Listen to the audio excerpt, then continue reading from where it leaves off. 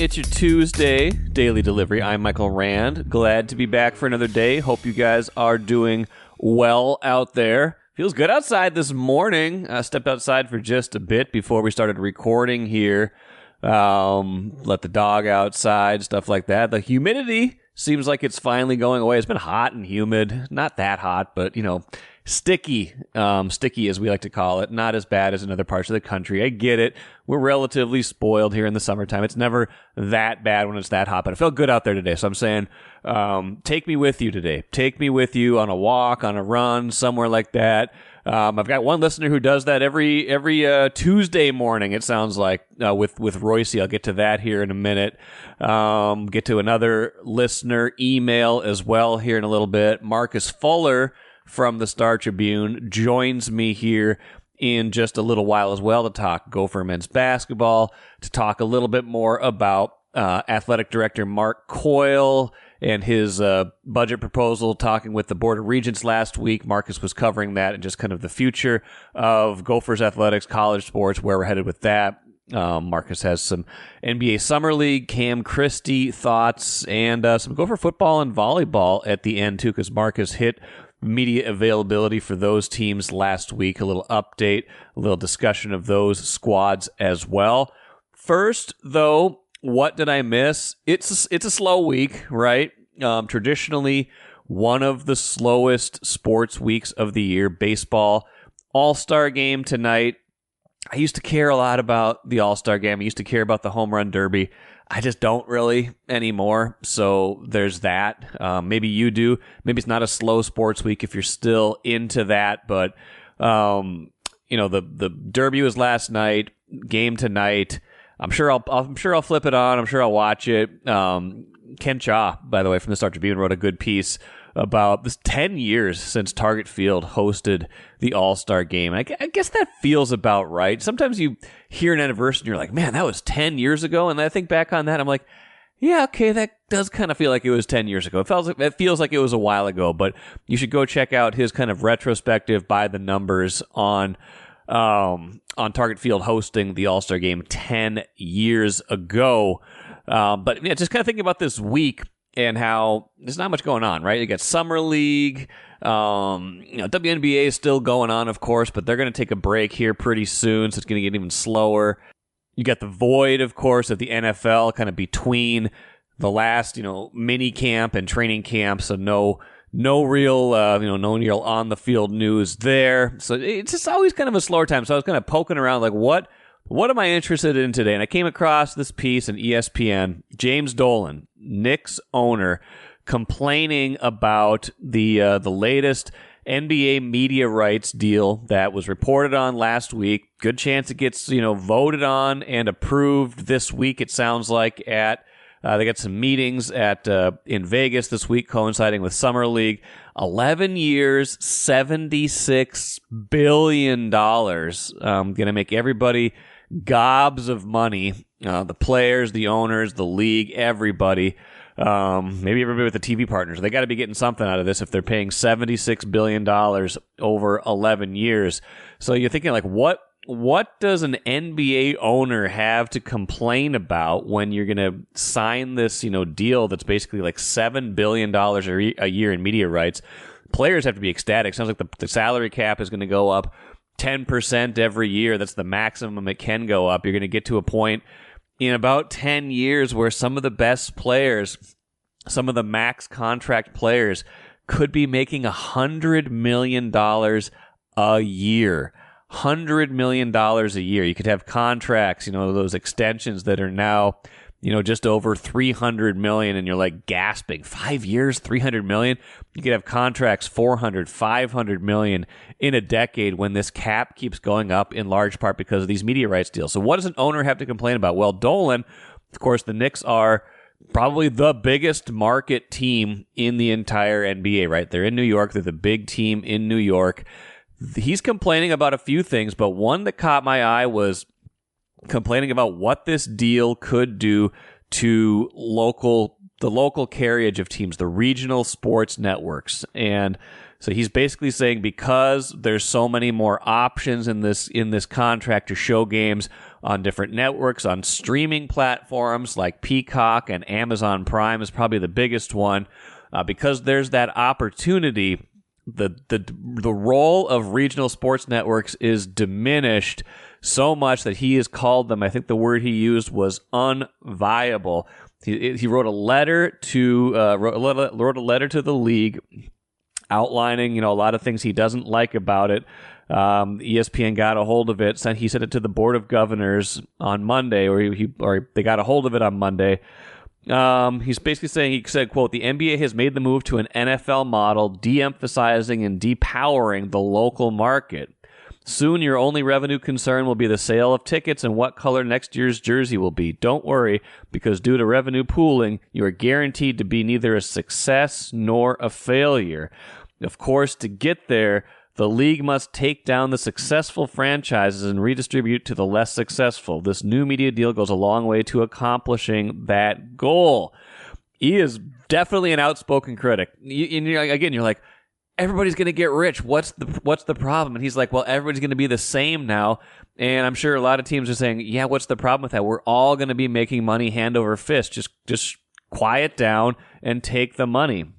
But he's worried about the effect really on the local at the local level. And he said, "Member teams depend on revenue received from local rights fees and on increased fan engagement through high-quality broadcasts that provide dedicated and tailored coverage for local audiences. Yet the proposal threatens to completely eliminate regional sports networks without a comparable replacement offered by the league and no articulated plans to address the production and distribution vacuum that the league will inevitably create in its quest to further disrupt the RSN industry."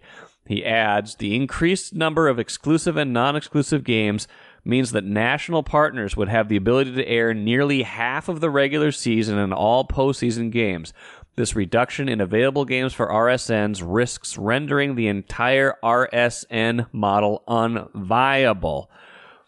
The inclusion of streaming partners in the proposal, for example, Amazon Prime Video and Peacock, allows fans in all NBA markets to bypass their RSN to watch certain games in their local market. The proposal offers no local protection for RSNs." Interesting in that, we're in the middle, of course, of all of these battles between RSNs and cable companies, carriers, teams, leagues. Major League Baseball has kind of been at the forefront of this. Going to get a hearing pretty soon, a couple weeks, a decision on the financial viability of the RSN model going forward. I think it's July 29th and 30th. We're going to find out kind of if Bally Sports, Diamond Sports, the parent company, can go forward with this and be a viable model. And Dolan's basically saying, hey, if we're talking about the NBA, this model is going to be obsolete in a year. These new TV contracts will take effect in the 2025-26 season. He's saying RSNs will not be what they used to be if this goes through. So something that bears watching in this whole kind of swirl of what's going on with RSNs, what's going on with Bally Sports, is the impact of the NBA. It's not just the NBA, of course. The Twins, the Wild, the Lynx, the Wolves, they are all on Bally Sports North, so it's not just one team. But if the NBA shifts to this other model, and I think it's a model really that baseball wants to get to, not sure what hockey will do eventually, but it's a model that baseball is trying to get to as well. If they do that and sign a new contract that kind of renders the model obsolete, it could go a long way to determining how we watch games in the future. I'm Chris Hine, Timberwolves beat writer at the Star Tribune and the first 5-time guest in daily delivery history. Thank you for listening to this podcast. This work is made possible by our Star Tribune subscribers. For unlimited access to the articles mentioned in this podcast, our coverage of Minnesota sports from pros to preps, and even all of Rand's future blog posts about how the Timberwolves should trade for players they will never get, go to startribune.com/subscribe. Glad to be joined today by Marcus Fuller from the Star Tribune, covers college basketball, Gopher sports, all of the above. Marcus, how is your off season going? Not bad at all. I think last time we talked, I was just about to head to the lake, get some fishing in. I did that. Haven't been back since. Okay. So I'm a little cranky about that, but I think I'll probably be going there soon enough. But yeah, we Fuller family's been getting over a little cold here and there, but Okay. other than that, we've been out and about doing our thing, and yeah, it's been a probably busier than usual mid-July. We can talk about that coming up, obviously, but yeah, it's been interesting. It has. And yeah, the kind of the first thing on that agenda, you covered Board of Regents and Mark Coyle having a discussion last week, kind of the annual budget, the annual report, stuff like that. Anytime right now is, there's so many changes in college sports that sometimes these, kind of what seems like a routine or rubber stamp kind of meeting kind of becomes interesting. What were your takeaways from what Mark Coyle said and what he got asked last week by the Board of Regents? Yeah, I mean, this might make a record here. First time we're talking about Board of Regents stuff on the podcast, but yeah, I think as we talked about kind of off the podcast, a lot of times these regent meetings aren't huge news unless you're talking about a coach's contract. Obviously, 4 years ago they dropped a bomb on everyone and cut sports, and you never know sometimes with these meetings. So we definitely make sure we check all the boxes. And this time around, last week we were kind of alerted to Mark Coyle in his annual budget report discussing the changes that are upcoming, with college athletics, and adding, the NIL piece of it with the House settlement and the NCAA $2.8 billion settlement that they had last month, and that'll be added to the budget for 25-26. Yep. So not this season, but the following season, and also they're going to be shared revenue with athletes moving forward. So the sooner they can alert the Board of Regents and the university about these changes, the better. And they're kind of bracing for it. And a lot of people saw it as kind of kick in the teeth, bad news. Yeah, that's for everyone else, but like the top level football and basketball players, right? And maybe some hockey guys that are going to get quite a bit of that chunk of shared revenue and NIL from the university. But everyone else is going to have to adjust quite a bit. And I think that's what Coyle was getting into were the changes that are going to be made to the experiences of athletes, mainly the non-revenue athletes. There's quite a bit is going to change there. Marcus, we call those Olympic sports now, not non-revenue. It's a much nicer way to talk about those. Is that the more politically correct? Yeah, I think so. I don't want to say that. The Olympics are upon us, so I don't want to, yes. I want to throw the Olympians under the bus at all, but it's not to speak ill of the Olympics. We call them Olympic sports now. Right, it's much more polite. But I think my takeaway from that, and I wasn't there, but just kind of reading what you wrote and kind of looking back at some of it, my take was just kind of what you said, that the big revenue sports are going to have to drive even more of their revenue, and then because of that, they're going to take a lot of that. What Coyle said would be about $21 million a year to the money that's going to pay players, and that also. But to me, for the sports that aren't included in that group, there's going to be some. It's not just going to be haves and have-nots. I think there'll be some have-somes also. The kind of those programs that do well but don't drive a ton of revenue, like your volleyball or women's basketball, men's and women's hockey to a certain degree. Although men's hockey does drive quite a bit of revenue, but sports that do generate some revenue. But then there's the sports that don't get much attendance and basically are all about experience and a well-rounded athletic department. I wasn't sure if he was hinting at less travel and smaller scholarship sizes, or if he's thinking that sooner rather than later, and maybe very sooner, that there could be more program cuts on the horizon. He was even asked about that? What was your kind of response, or what did you think of that response, and where does that leave you as you think about that?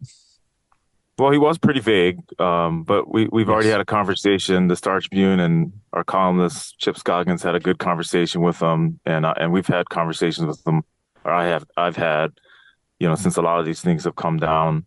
Yeah. And scholarship reduction is happening. That's going to happen. Obviously they haven't decided because they have a little bit of time, but Mm-hmm. you can see some of the Olympic sports probably reducing scholarships. They have to, try to stay in line with Title IX. So, Mm-hmm. you'll probably see more of the men's sports being hit than others. But, he was asked by Regent Turner directly about sports cuts and saying that, we can't be blindsided by this. Yeah. We'd like to know ahead of time if these things are coming because there's a big fallout from that. I mean, 4 years ago, we're still hearing from it. We Yeah. still hear from a lot of the athletes and former athletes and the coaches about it, especially every Regent meeting, right?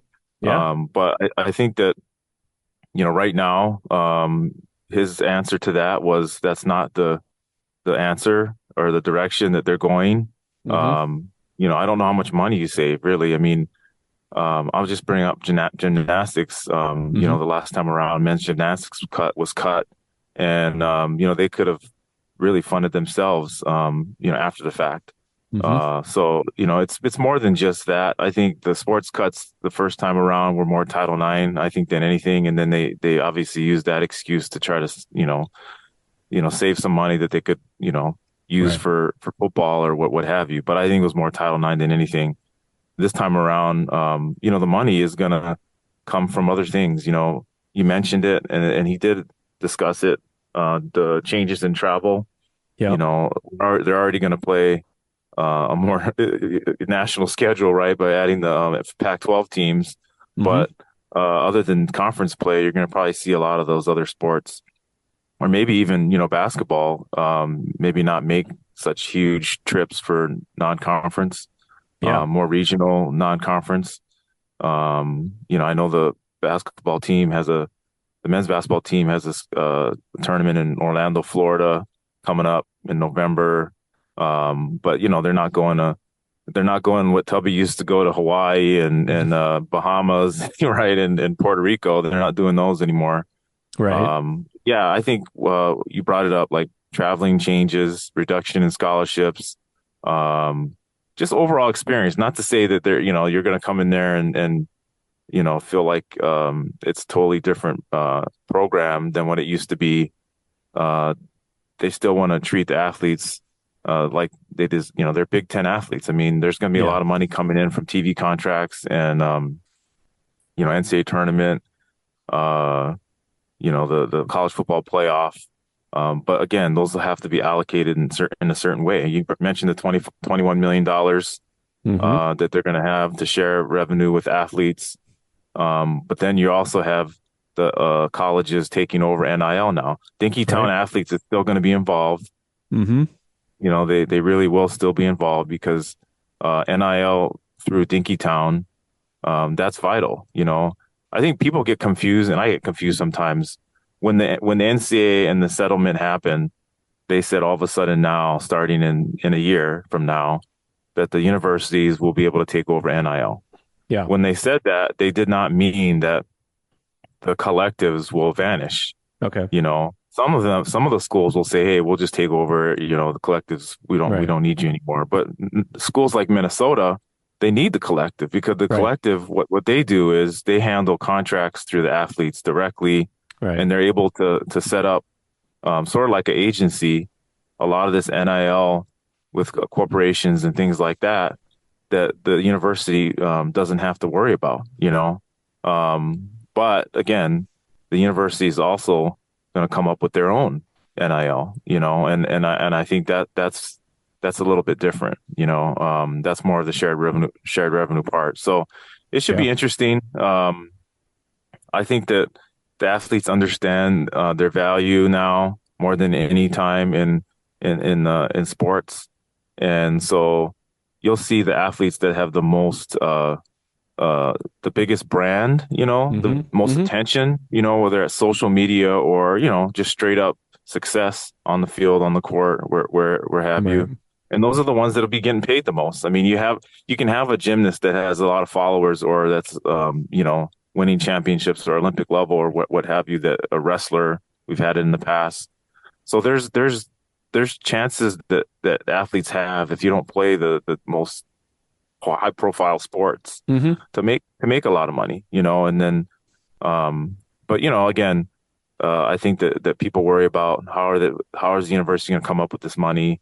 They haven't done the most awesome job fundraising over the Right. years. They're still paying the university back for loans that they had to pay for the facility. It's a great facility.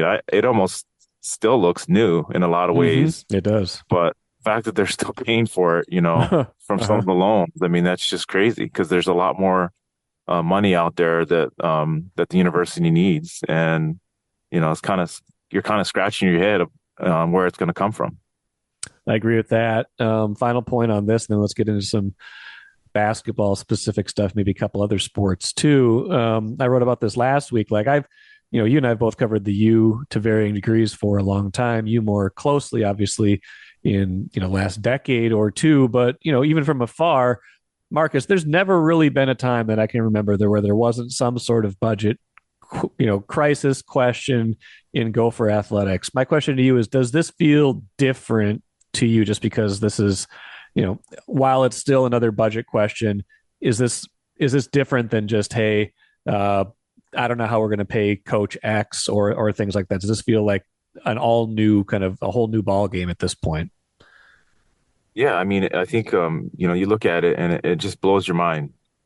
First it was the transfer portal. Mm-hmm. Men's basketball, was hit more than I've ever seen it in a month. They lost almost their entire roster, the returning roster. And you're When talking about Patino guys left, that you were mean? Is that when Patino no, I left? mean, I'm just, Oh, yeah, I just mean, just recently, every year and since then. Yeah. yeah, but Patino, obviously that team did lose quite a few players, but Uh-huh. we're talking about a couple guys maybe on that team that were really like high caliber guys. Yeah. But I think to have a team, Tom Izzo brought it up. Mm-hmm. He thought if the Gophers brought back most of their team, they could Mm-hmm. compete for a championship. They might be the Right. favorite, Right. and I actually agree with that. I mean, if they would have, Cam Christie obviously got drafted.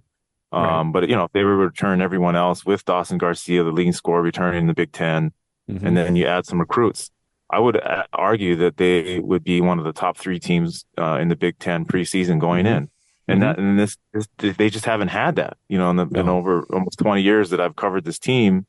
Preseason, they have not been rated that high, and they had the potential for that. So that's Right. just the transfer portal.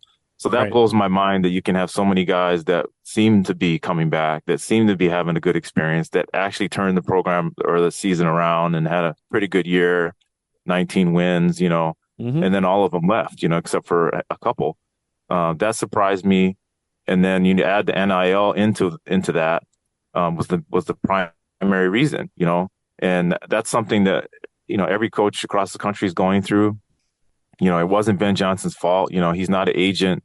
He's not the primary fundraiser for NIL.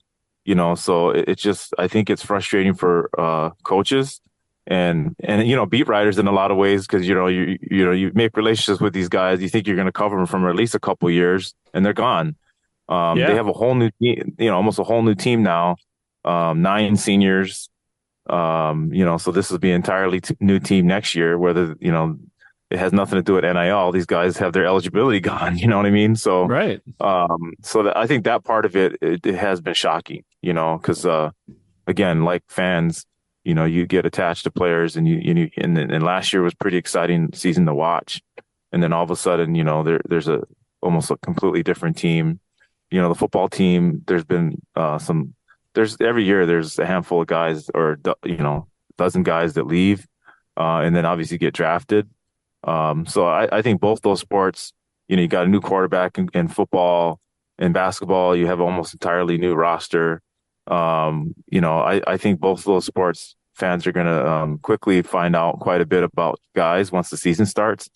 Yeah. But right now, there's just a lot of questions, a lot of question marks. Cam Christie, you mentioned him. He is in the NBA now. He's in the summer league. I saw the Clippers are 2-0. He's been starting, looks like, in their summer league lineup on Sunday. Played 25 minutes. Didn't shoot it great, but looks like he's at least getting some pretty good run there, as you would expect from a second round pick, a fresh second round pick. Have you watched any of him, and what do you think so far? Yeah, I mean, they got the summer league all over the place, like a couple ESPN channels, ESPN Plus, Unavoidable. Yeah, it's NBA unavoidable. Yeah. TV. Like Yeah. you're gonna watch it at some point. And it was nice to see Cam out there, starting or not. Like he's getting some time, and like he's got to adjust like any other rookie. But he's only 18 years old, so Yes. that's the shocking part. Is like, he's the youngest player drafted, and he's starting, he's going in there and he's getting experience, which is great for him. He signed a 4-year contract, 2 years guaranteed, 2 years option for the team option, Yeah. for I think like 7 million or plus. And that's not a middle second round pick No, contract. they So obviously see he some went to upside there. right. They went to a team that's going to invest in him. Yeah. Like they invested in Amir Coffey. Mm-hmm. Amir Coffey did not get drafted, but he ended up getting a contract kind of like a Mm-hmm. second round pick. Mm-hmm. And Cam's gotten a contract kind of like a late first rounder almost. So Yeah. I'm excited for him. I think, I watched a couple of his games. He's doing what he does. He's shooting threes, hitting some. I've listened to some of the coaches talk about him and, the improvement he needs to make physically, continue that there and defensively. Obviously what he did at the U at the end of the year, he was getting to the basket a lot. So he's going to have to get used to doing that at the pro level to round out his game. But I'm excited for him, and it helps them recruit. I mean, and I'll segue for you into one of the questions Thank you. you're earlier asking Thank about. you. Yes. Amari Allen was a recruit that came in on an unofficial visit, 6'7" wing.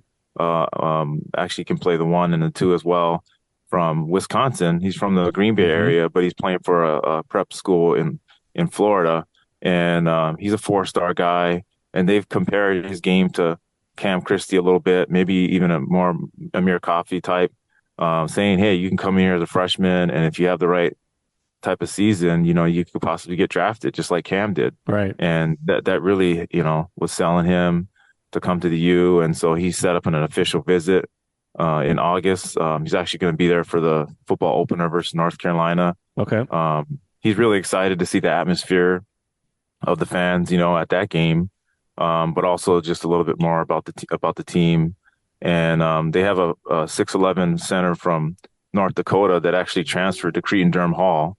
Okay. He's going to be the number one senior in Minnesota now, because he was a North Dakota Player of the Year, and he's a 4-star recruit. Tommy Aneeman. Okay. He's going to be visiting on the same day with Amari Allen in late August. And both of those guys have Wisconsin offers, and they're planning to visit Wisconsin.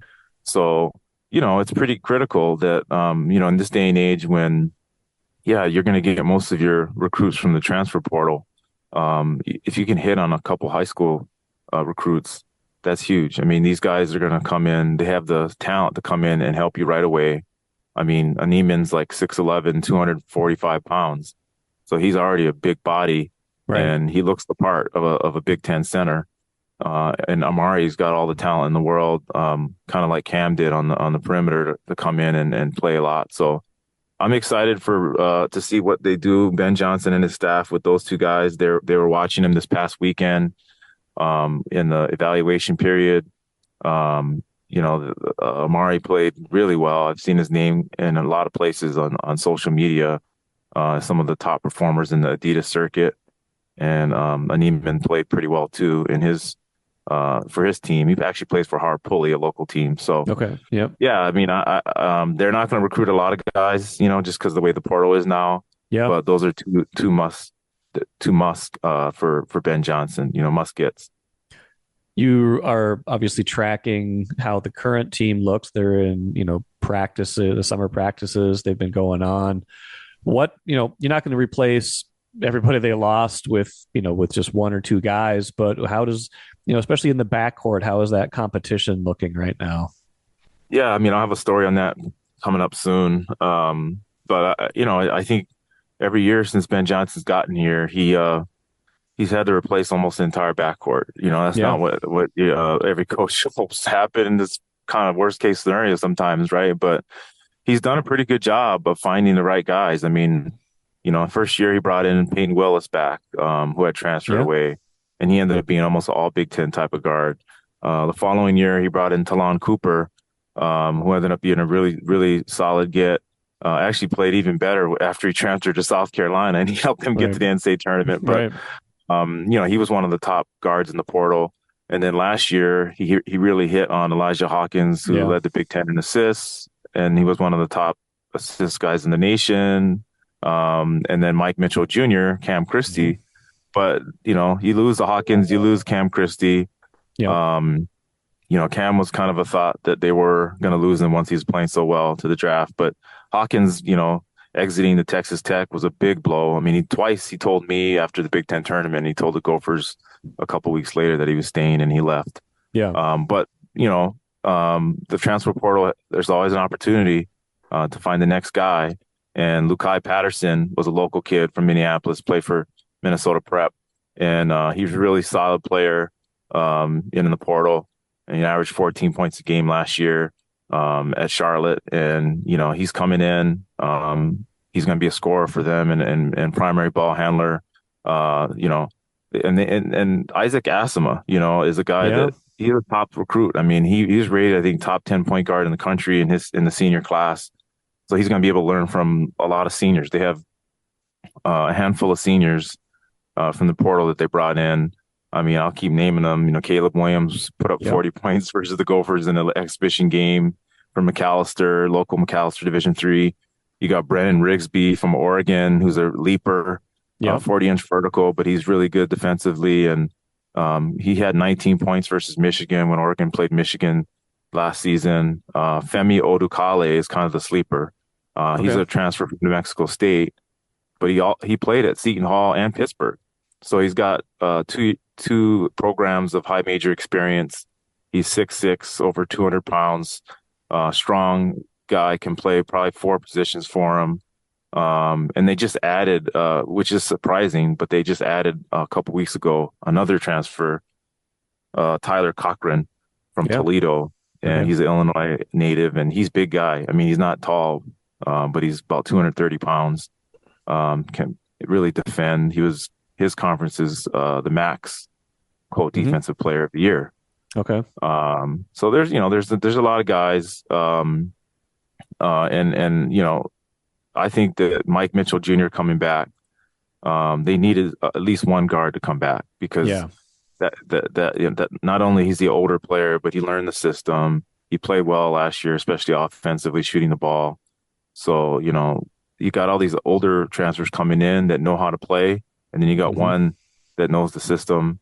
If they can mesh, we'll see maybe a really good start like they had a couple years ago in Ben's first season, where I think they went 10-1 to start, just because you guys knew how to play. I mean, when you have these 5th, 6th year guys, you don't need to teach them much in order to play. But once they hit the Big Ten, that's going to be the biggest indicator of how successful this season can go.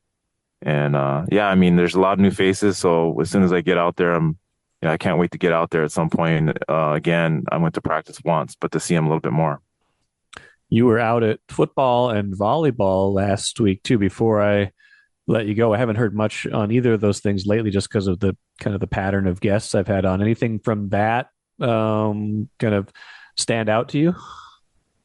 Yeah, I mean, football, as you know, anytime you can get in front of the quarterback and then the top player coming back, which I would say is Darius Taylor, especially on offense, it's awesome because you get to hear what they did in the offseason. And I can't say enough about what Randy Johnson did with the Darius Taylor story. Yeah, that's a great story. If you haven't read it, you got to read it. He was able to spend time with him away from the team and talk about his family situation, which a very tough. Tough is understatement, with his dad in prison for murder, but how he's overcome a lot of the obstacles there with his family to become the player he is. And just go on and read that. And, Darius talked about some of the expectations that he has coming off an injury last year and had a good bowl game. He wants to be the best back in the Big Ten and lead the Big Ten in rushing. And then Max Brosmer was the quarterback they got in the transfer portal, and the leadership he's had, and another good story about that Randy did in the offseason with he went down to and, him bringing Georgia, right? guys over to Georgia and receivers and different guys and trying to build chemistry. So it was good to catch up with those guys, and there's a bunch of others. One thing I realized they have a lot of older guys, just like the basketball team, guys with experience and leadership. So when you have that, a lot of times if they understand kind of what the culture is of the team and a winning attitude, that can translate. If they get some momentum early on in the season, they could do some things. So it was good to see that in football. Volleyball is really. I haven't been around the program in a while, since like Hugh McCutcheon. So it's kind of nice to see some of the old faces, like McKenna Workshire. She's a player that when I did some stories on where she was a freshman and now she's a junior. She's their leading player coming back as far as kills per set and outside hitter. And I think Melanie Schaffmaster is one that she's been around a long time, 5th-year senior. She's a setter. She's all Big Ten player. Just hearing her and the excitement she has for Keegan Cook's year number 2 was kind of neat. They don't start their season until September 1st, but it was good to be around the team a little bit and see some new faces and, again, some ones that have been around for a little bit. And, Keegan Cook, he's got a lot of talent. They're coming back year 2. Let Keegan cook, right? Let's let Keegan cook. Get that slogan going, right? Awesome. Marcus, glad to catch up on all of those subjects. We'll be watching all of those things closely, especially just kind of the big picture with college athletics, Gopher athletics, whatever comes of kind of how all this impacts the department and all of the programs I have over there. It's going to be, I'm sure, a process. It's not all going to happen overnight, but over the next 1 to 3 years, I imagine, as Mark Coyle would say, it's going to look different. Yeah, no, I can't wait. To the NIL for media members also comes into effect too. We'll see. I don't know if that's going to happen, Marcus. We might be waiting for a while on that. We'll see. Right. But if it does happen, you'll be the first to know, and you'll be the first to break that story. Marcus, appreciate it as always. Good to talk over hoops and Gopher sports with you, and we'll catch up soon. All right. Thanks a lot. Great stuff from Marcus, as always. Love catching up with him on any number of subjects, and we caught up on a lot today, so I hope you appreciated all of his insights. Let's finish with the cooler. Let's play it. Time to check my social media, yeah. To see who loves me online. Hashtag blessed life. 2 letters that I need to read. Both of them came in, I think, either in the morning or overnight. Couple of fun ones. He says, the first one from Ken B. Very specific complaint. Says, "Hi, Michael. Thanks for your work making the Daily Delivery podcast, especially the Monday ones with Patrick Royce. Sometimes, often, it's a hoot to listen to him rant, and your reporting on the Bally Sports Comcast situation has been invaluable, for which you deserve extra thanks. Thank you, Ken." A letter from Ken. It says, "Today, he and you referred again, I think, to the soccer pitch as the biggest playing field in sports. Unless you were limiting it to common Western Hemisphere sports, I think that's incorrect. Both an Australian rules football field and a cricket ground are bigger playing surfaces. Sorry for the nitpick from an old guy. Keep up the good work." Thank you, Ken. That is good. I will bring that up to Royce.